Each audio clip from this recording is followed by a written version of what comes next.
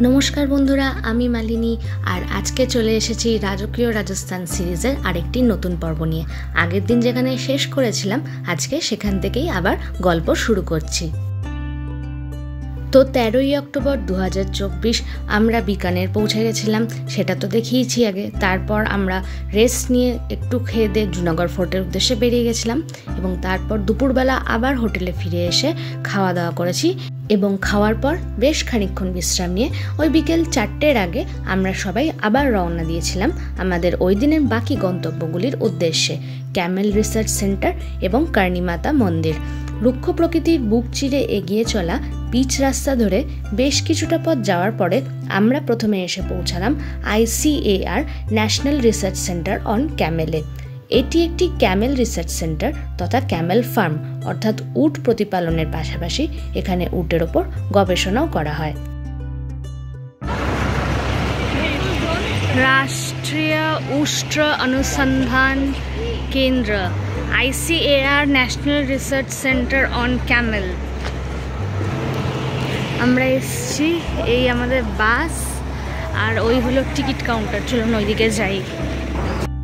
ICAR এ ভারতীয়দের জন্য প্রবেশ মূল্য জনপ্রতি 50 টাকা এবং এখানে উটের পিঠে চড়তে চাইলে খরচা পড়বে জনপ্রতি 100 টাকা এবং ক্যামেল কার্ট অর্থাৎ উটের গাড়িতে চড়তে চাইলে খরচা পড়বে জনপ্রতি 300 টাকা। এই ক্যামেল রিসার্চ সেন্টারটি গরমকালে অর্থাৎ মার্চ মাস থেকে অক্টোবর মাস পর্যন্ত ট্যুরিস্টদের জন্য বেলা 1:30টা থেকে সন্ধ্যে 7:30টা অবধি খোলা থাকে এবং শীতকালে অর্থাৎ নভেম্বর থেকে ফেব্রুয়ারি মাস পর্যন্ত বেলা 1টা থেকে সন্ধ্যে 6:30টা অবধি খোলা থাকে। এখানে উটের দুধের তৈরি বিভিন্ন খাবারও পাওয়া যায়। চারটে আপনারা দাম দেখতেই পাচ্ছেন। উটের দুধের তৈরি চা, কফি, আইসক্রিম, কুলফি, ক্ষীর, লস্যি সবই এখানে তৈরি করা হয়। আপনারা চাইলে চেখে দেখতে পারেন। টিকিট কেটে রেজিস্টারে নিজেদের নাম ঠিকানা লিখে আমরা সবাই একে একে ভিতরে প্রবেশ করলাম। এই আই লাভ লেখাটা এখন সারা ভারতবর্ষে ছেয়ে গেছে, তাই এর সামনে দাঁড়িয়ে ফটো তোলা তো ম্যান্ডেটরি। ভিতরে ঢুকে সবাই রওনা দিলাম উট ঘরের দিকে। আসলে গরুর থাকার জায়গাকে তো গোয়াল ঘর বলে, কিন্তু উটেরটা তো জানি না, তাই উট ঘরই নাম দিলাম। প্রথমধ্যে আরও কিছু জিনিস চোখে পড়লো। পরের দিকে আছে ক্যামেল ক্লিনিক, ওইদিকে একটা ট্রেনিং সেন্টার, কিছু একটা Camel product processing training centre. এবার সবাই এদিকে যাচ্ছি আমরা, ক্যামেল যেখানে আছে সেখানে। উঠ চলেছে মুখটি তুলে, দীর্ঘ উটি আছে ঝুলে। তো গান গাইতে গাইতে খামারে ঢুকে পড়লাম। ভিতরে এই জায়গাটিতে তখন প্রায় 8 থেকে 10টি উট নিজেদের মতন করে শুয়ে বসে দাঁড়িয়ে থেকে ওই সময় কাটাচ্ছিল, জাবর কাটছিল এবং অ্যাজ ইউজুয়াল একটি উটও আমাদেরকে পাত্তা দেয়নি। এখানে উটগুলির গায়ে নাম্বারও লেখা ছিল দেখলাম। এই উট দেখলেই সোনার কেল্লা সিনেমার লালমোহন গাঙ্গুলির সেই বিখ্যাত উক্তিটি মনে পড়ে, কাটা কি এরা বেছে খায়? মরুভূমির জাহাজ।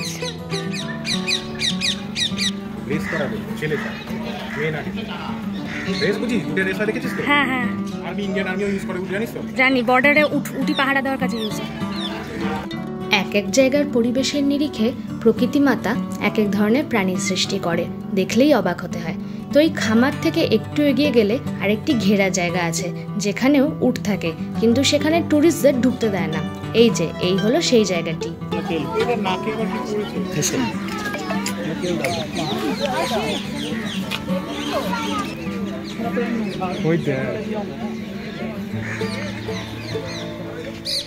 নাকে হ্যাঁ কিছু একটা পড়িয়েছে। এই ঘেরা জায়গাটিতে আরও বেশি সংখ্যক উট ছিল আর বিভিন্ন ধরনের ছোট উট, বড় উট সব রকম এখানে ছিল। তবে এরা আগের উটগুলির থেকে বেশ আলাদা, বেশ মিশুকে প্রকৃতির ছিল। ট্যুরিস্টদের দেখেই সবাই একে একে উঠে এসেছিল তাদের সাথে আলাপ করার জন্য, কিন্তু আলাপ করা তো বাহানা মাত্র।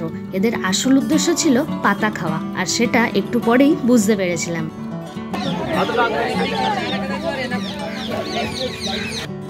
আমরা সবাই এখানে উটগুলিকে একটু গাছের পাতা খাওয়ালাম আর ওরাও দেখি বেশ উৎসাহের সাথেই পাতাগুলি খেলো। এখানে উটের সাথে সবাই প্রচুর ছবি ভিডিও তুলেছিলাম। অনেকে ওদেরকে আদরও করলো, আর উটগুলিও আদরের প্রত্যুত্তরে সাড়াও দিল।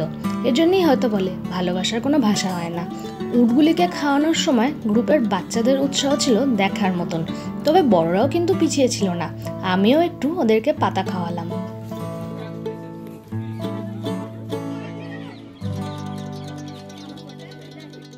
এরই মধ্যে চোখে পড়ল এখানে একটি বাঙালি পরিবার ক্যামেল রাইডিং করছে। নাতিবাবু আর ঠাম্মি যাত্রা শুরু করলেও ঠাম্মি সাহস না পেয়ে অবশেষে নেমে গেলেন। ঠাম্মির বদলে তারপর পিতা ও পুত্র উটসওয়ারি করলেন। এই পিতা পুত্র দেখেই সেই পিতা পুত্রের বয়সের অঙ্কের কথা মনে পড়ে যায়। তো ওনারা উঠে চেপে ঘুরতে বেরোলেও এই রাইড কিন্তু বেশিক্ষণের ছিল না, কারণ একটু গিয়েই ওনারা আবার ফিরে এসেছিলেন। তো এরপর আমরা ওখানেই বালির মধ্যে আশেপাশে একটু ঘোরাঘুরি করলাম। ওই হাঁটাহাঁটি বলতে যা বোঝায়। ওখানে একটা ছোট ঝুপড়িও চোখে পড়লো। খেয়াল করে দেখবেন বালির মধ্যে বেশিক্ষণ হাঁটা যায় না, একটু হাঁটলেই ক্লান্ত লাগে। তো ওই বসার জায়গা দেখে ওখানে একটু জিরিয়ে নিয়েছিলাম। কাইন্ড অফ মরুভূমিতে এখানেই ফিল হয়ে গেল। ওর অরিজিনালটাতে গেলে তো অবস্থা খারাপ হয়ে যাবে, এখানেই লোকজন হাঁপাচ্ছে।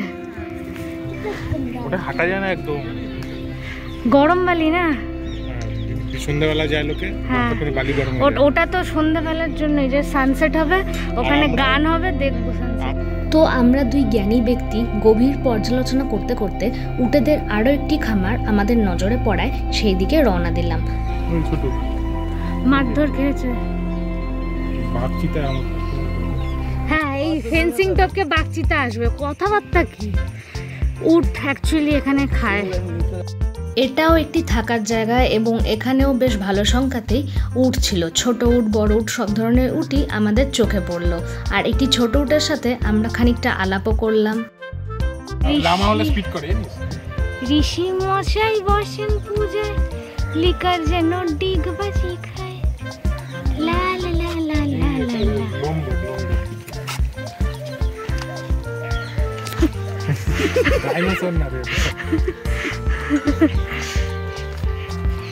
ওর খাবার চাই, আদর চাই না। Hello, hi, are you interested to meet us? Oh, you are interested in having food. Okay. তো ক্যামেল ফার্মে উটেদের সাথে বেশ খানিকক্ষণ সময় কাটিয়ে আমরা তারপর এই পার্কের দিকে এসেছিলাম। বিকেলবেলা রোদ পড়ে আসায় আবহাওয়াটা বেশ আরামদায়ক হয়ে উঠেছিল। এই রিসার্চ সেন্টারে উটের জীবনযাত্রা, রাজস্থানের মানুষের জীবনে তথা বিএসএফ রাজস্থান ইউনিটে উটের ভূমিকা কী, এইসব বিষয়ের ওপর যদি আপনারা জানতে চান তাহলে এই ক্যামেল মিউজিয়ামটিতে একবার অবশ্যই ঘুরে যাবেন। দাঁড়া, আইটেমস অফ ক্যামেল বোন, মায়ের পেটের মরে যাওয়া বাচ্চা ক্যামেল বোন দিয়ে তৈরি, white Camel calf, Camel skin দিয়ে বানানো product,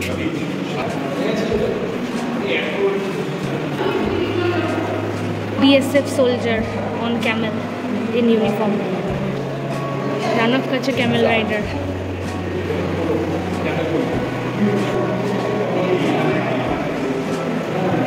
Camel Regiment of Ganga Raisala. Milk products at exhibition, camel milk products. 2 hump camel, single hump camel. এটা উটের পিঠে লাগানো হয়। উটের চামড়া দিয়ে তৈরি। হ্যাঁ,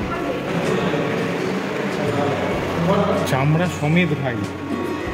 That means this one died. Yes. Camel hair plus polyester, camel hair plus wool, 100% camel hair. দাঁড়া, 2 খুঁজওয়ালা উট, বিকানেরি, মেওয়ারি, কাচ্ছি, জয়সলমেরি। সবথেকে বেশি জানুয়ারি মাসে ইন্টারন্যাশনাল ক্যামেল ফেস্টিভ্যাল হয় বিকানেরে। ক্যামেল ফার্মে আমাদের বিকেলটা ওই দিন বেশ ভালোই কাটলো। এরপর আমরা ওখান থেকে বেরিয়ে রওনা দিলাম আমাদের শেষ গন্তব্য কার্নি মাতা মন্দিরের উদ্দেশ্যে। ICAR ক্যামেল রিসার্চ সেন্টার থেকে কার্নি মাতা মন্দিরে যেতে ওই মিনিট 40-এর মতো সময় লাগে।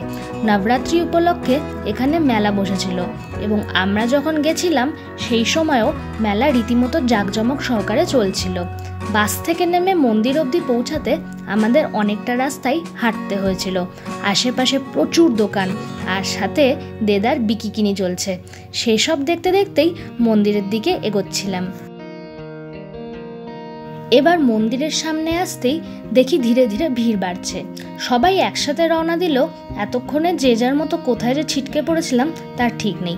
নবরাত্রি উপলক্ষে ফুল দিয়ে আলো জ্বালিয়ে শামিয়ানা খাটিয়ে মন্দিরটি খুব সুন্দর করে সাজানো হয়েছিল।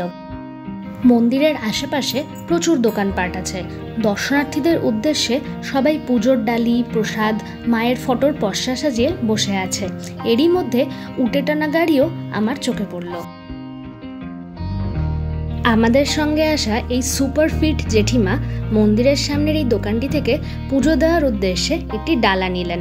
স্থানীয় মিষ্টি, ফুল, ছোট লাল ওড়না, যাকে হিন্দিতে চুনরি বলে, সেই সব দিয়ে ডালাগুলি এখানে সাজানো থাকে। মন্দিরে ঢোকার রাস্তায় সামনে থাকা এই বড় টিভি স্ক্রিনে মায়ের সন্ধ্যারতি পুজোর সরাসরি সম্প্রচার দেখানো হচ্ছিল। দূর দূর থেকে প্রচুর ভক্ত প্রতিদিন এখানে বিকানেরে এই দেশনাক অঞ্চলে কর্ণী মাতাকে দর্শন করতে আসেন। ভারত বিভাগের পরবর্তী সময় হিংলাজ অঞ্চলে স্থানীয় চার্নি গোষ্ঠীর তীর্থ করতে যাওয়া অসম্ভব হয়ে পড়লে এই মন্দিরের গুরুত্ব অনেকখানি বেড়ে যায়। তবে এই মন্দিরের আরও একটি পরিচয়ও কিন্তু আছে। দেশীয় এবং আন্তর্জাতিক স্তরে এই কর্ণী মাতা মন্দির র্যাট টেম্পল বা ইঁদুরের মন্দির নামেও বিখ্যাত। আগে হ্যাঁ, এই মন্দিরে আসলে আপনি শয়ে শয়ে ছোট বড় বিভিন্ন আকৃতির ইঁদুর দেখতে পাবেন, যারা মন্দিরে ঘুরে বেড়ায়, মানে সমস্ত জায়গায় তাদের অবাধ বিচরণ। তবে এরা কিন্তু কোনো দর্শনার্থীকে আক্রমণ করে না, নিজেদের মতনই মন্দিরের চারপাশে ঘুরে বেড়ায়। দেবীকে উৎসর্গ করা বিভিন্ন প্রসাদের পাশাপাশি দুধ, রুটি, কাঁচা শস্য যেমন চাল, ডাল ইত্যাদি এসব এই ইঁদুরগুলি খায়।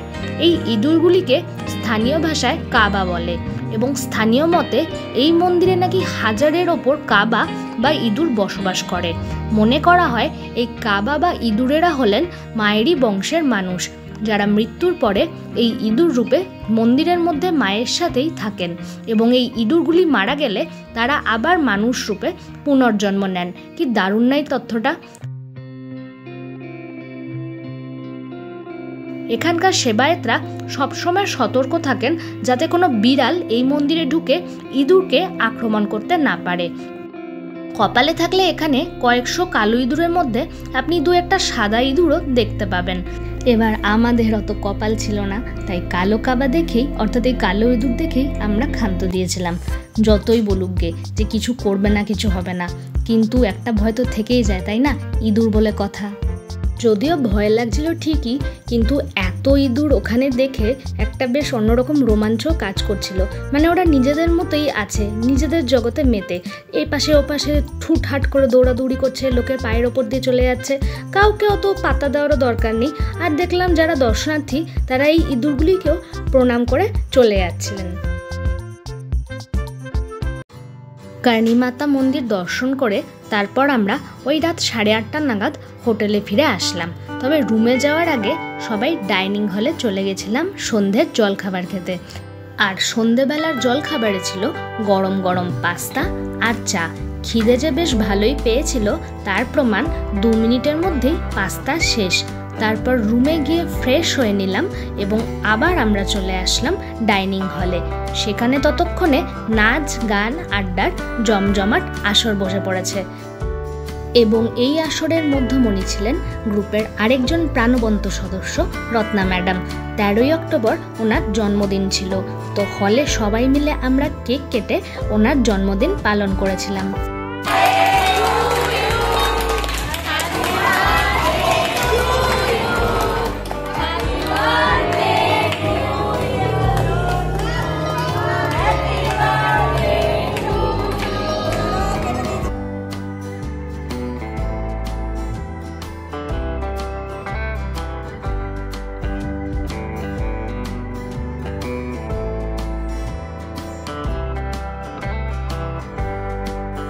নাচে গানে হুল্লোড়ে বেশ ভালোই কেটেছিল সন্ধ্যাটা।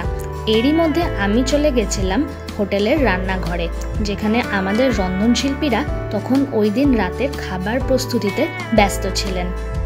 মহেন্দ্র দা আবার কেমন আছো? ভালো। আচ্ছা কি কি মেনু আছে আজকে রাতে?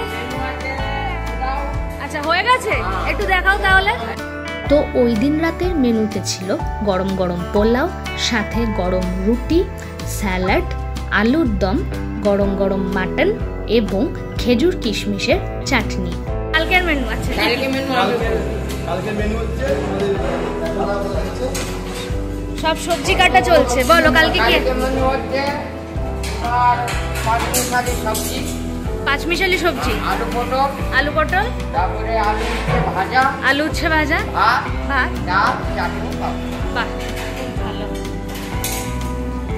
এখন থেকে তোমরা কি সকালে রান্না করবে নাকি এখনই? 4টার সময় শুরু করবে। আচ্ছা ঠিক আছে, 7:30টায় বেরোবে। পরের দিনের রান্নার আগাম প্রস্তুতিও ওনারা সেরে রাখছিলেন ওই রাতে। রান্নাঘরে আরো বেশ কিছুক্ষণ সবার সাথে গল্পগুজব করে তারপর আমি আর ইন্দ্র আবার চলে আসলাম ডাইনিং হলে। ডাইনিং হলের আসর তখন একদম জমজমাট। একের পর এক গানের তালে সবাই তখন বয়স ভুলে যে যার মতন প্রাণ খুলে আনন্দ করছিলেন, নাচ করছিলেন। এরপর নাচ গান শেষে পালা পেট পুজোর। একরাশ সুস্বাদু খাবার দিয়ে আমরা ওই দিনের ডিনার পর্ব শেষ করলাম। তো এইভাবেই একটা গোটা দিন আমাদের রাজস্থানে কেটে গেল। মহেন্দ্রবাবুরাও যেমন আগের থেকে কাজ গুছিয়ে রাখলেন, সেরকমভাবেই আমরাও পেট পুড়ে খেয়ে দিয়ে আমাদের ব্যাগগুলো গুছিয়ে নিলাম পরের দিনের গন্তব্যের জন্য। যাত্রা করব এবার এমন শহরের উদ্দেশ্যে যাকে নিয়ে আপামর বাঙালি জাতির আলাদা নস্টালজিয়া কাজ করে। তাহলে খুব তাড়াতাড়ি দেখা হচ্ছে রাজকীয় রাজস্থান সিরিজের পরের ব্লগে। ততক্ষণ আপনারা সবাই খুব ভালো থাকবেন, সুস্থ থাকবেন। টাটা।